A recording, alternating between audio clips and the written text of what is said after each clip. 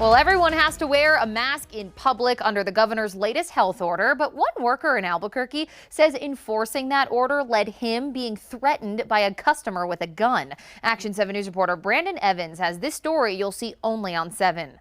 The clerk says the man who came into the store was not wearing a mask, but he was wearing a gun on his hip. This was Thursday at Simply Diego's pet store on Manal Boulevard. I asked, do you happen to have a mask on you?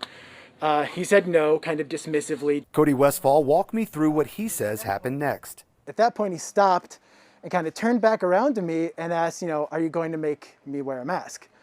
To which point I mentioned, not only is it a personal preference for our store, but as of yesterday, it is now government mandated. He says that's when the man gestured to the gun on his hip. He looked down and looked back up and said, "Are you sure you're going to make me wear a mask?" Westfall says when he mentioned the mask rule again, the man gestured to his gun again and said, "Are you really going to make me wear a mask?" When he did it the second time, when I mentioned oh, this is the point where I know he's threatening me. Westfall tells me the man left the store and that's when he called police. The APD report says they've identified the man and he lives in Rio Rancho. It goes on to say an off-duty Rio Rancho officer did make contact with the man, but no report was filed. Rio Rancho police confirmed the officer did not file a report and that it was not uncommon for officers from different departments to make house calls like that. As of tonight, APD has not filed charges in the case, saying only that their report was forwarded to a specialized unit for further investigation.